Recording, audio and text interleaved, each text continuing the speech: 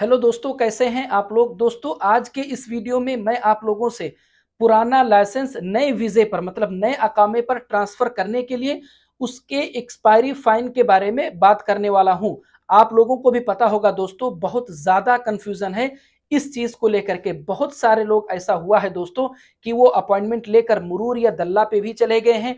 वहां जाने के बाद में दोस्तों उनका पुराना लाइसेंस नए अकामे पे ट्रांसफर नहीं हो पाया है, सिर्फ और सिर्फ एक रीजन से। वो ये है दोस्तों कि उनका जो एक्सपायरी फाइन है पुराने वाले लाइसेंस का, उसका पेमेंट नहीं हो सका। अब पॉइंट की बात तो ये है दोस्तों कि पुराना जो लाइसेंस है उसका एक्सपायरी फाइन पे करने के लिए अलग अलग टाइम पर अलग अलग अपडेट मुझे मिलता रहा।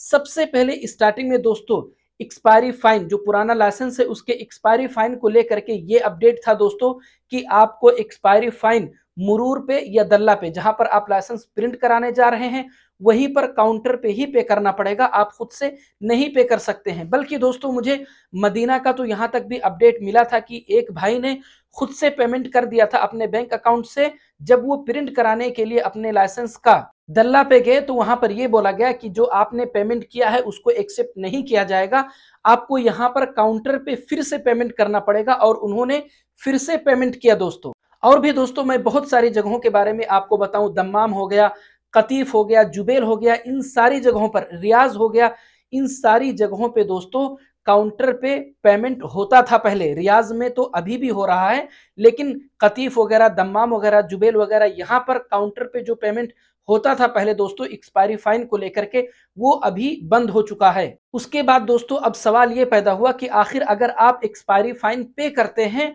तो किस तरह से पे करेंगे अपने बैंक अकाउंट के एप्लीकेशन से। तो मुझे दोबारा से ये अपडेट मिला दोस्तों कि आप अपने बैंक अकाउंट के एप्लीकेशन में जाएं, वहां पर रिन्यू लाइसेंस का जो ऑप्शन मिलता है, आप उस ऑप्शन को चूज करके अपना पुराना अकामा नंबर जो आपके पुराने लाइसेंस पे है, उस अकामा नंबर को डाल करके आप पेमेंट कर दें। उसके बाद दोस्तों ये अपडेट आया कि जरूरी नहीं है कि आप अपने पुराने अकामे नंबर पर पेमेंट करें, आप नए वाले अकामे नंबर पर भी पेमेंट कर सकते हैं। लेकिन दोस्तों अभी अभी का जो अपडेट है वो ये है कि अगर आप अपना एक्सपायरी फाइन पुराने लाइसेंस का पे करना चाहते हैं तो आप उसी ऑप्शन को चूज करके एक्सपायरी फाइन पे करेंगे दोस्तों, जिस ऑप्शन को चूज करके आप रिन्यूअल फीस का पेमेंट करते हैं। आप लोगों को पता होगा दोस्तों, मैं अपने सारे वीडियोस में आप लोगों को बताया हूं कि जितने भी पुराने लाइसेंस और नए वीजे वाले हैं, जब वो अपना पुराना लाइसेंस नए अकामे पे ट्रांसफर करने के लिए रिन्यूअल फीस का जो पेमेंट करेंगे दोस्तों, चाहे उनका लाइसेंस एक्सपायर हो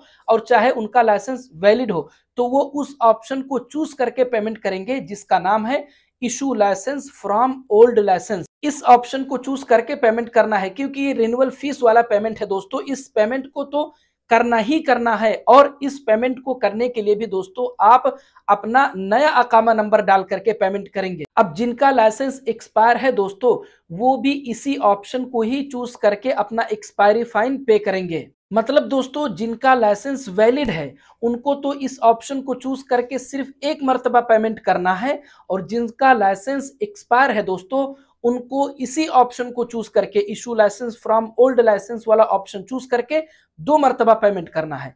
पहला पेमेंट करना है दोस्तों रिन्यूअल फीस का, और दोबारा दूसरा पेमेंट करना है दोस्तों एक्सपायरी फाइन का। और दोनों मर्तबा पेमेंट करते टाइम पर दोस्तों उनको अपना नया ही अकामा नंबर डालना है। अगर आपके ऊपर 400 रियाल का एक्सपायरी फाइन दिखा रहा है तो आप 400 रियाल का पेमेंट करेंगे। अगर आपके ऊपर 200 रियाल का एक्सपायरी फाइन दिखा रहा है तो आप 200 रियाल वाला पेमेंट करेंगे। लेकिन अगर आपके ऊपर 600 रियाल का एक्सपायरी फाइन दिखा रहा है तो ऐसे टाइम पर दोस्तों आप कितने का पेमेंट करेंगे, आप बताएं। देखिए 400 रियाल से ज्यादा पेमेंट वहां पर शो नहीं करता है, तो जाहिर सी बात है अगर आपके ऊपर एक्सपायरी फाइन 600 रियाल का दिखा रहा है तो सबसे पहले आप क्या करें, आप 400 रियाल वाला पेमेंट कर दें। उसके बाद में फिर से एक और पेमेंट करें आप 200 रियाल वाला। मतलब आपका जो एक्सपायरी फाइन है दोस्तों उसका पेमेंट आप दो मर्तबा में कर दें, एक बार 400 रियाल का, एक बार 200 रियाल का। 600 रियाल कंप्लीट हो गया। और अगर किसी के ऊपर 800 रियाल का एक्सपायरी फाइन दिखा रहा है तो आप दो मर्तबा 400 रियाल वाला पेमेंट कर दें। अब ये जो एक्सपायरी फाइन के पेमेंट का जो तरीका है दोस्तों, इसी तरीके के जरिए से मैंने खुद ने अभी तकरीबन एक हफ्ता पहले किसी का एक्सपायरी फाइन का पेमेंट किया है और उसके बाद में उनका लाइसेंस भी प्रिंट हो गया था। उनका जो एक्सपायरी फाइन का जो अमाउंट था दोस्तों वो थोड़ा ज्यादा था। तो 2 मर्तबा में, जैसा मैंने आप लोगों को बताया कि एक मर्तबा 400, एक मर्तबा 200, इसी तरह से 2 मर्तबा हमने एक्सपायरी फाइन का पेमेंट किया। लेकिन एक बात आप लोग याद रखें दोस्तों कि जब भी आप मुरूर या दल्ला अपना लाइसेंस प्रिंट कराने के लिए जाते हैं और अगर वहां पर आपसे ये बोला जाता है कि कुछ और पेमेंट करो, तो आप परेशान ना हो दोस्तों। अगर आपसे 200 रियाल का पेमेंट करने के लिए बोला गया है, चाहे आपसे 400 रियाल का, आप सीधा सीधा अपने मोबाइल बैंकिंग के एप्लीकेशन में जाकर issue license from old license वाला ऑप्शन चूज करके और वहां पर आप अपने नए अकामा नंबर के जरिए से फिर से उतना ही पेमेंट कर दें जितना आपसे बोला गया है। ये मेरा खुद का आजमाया हुआ है दोस्तों, क्योंकि मुरूर को ये नहीं लेना देना है कि आप पुराने अकामे पे पेमेंट कर रहे हैं या नए वाले अकामे पे। बस आप अपने नए अकामे पे पेमेंट कर दें।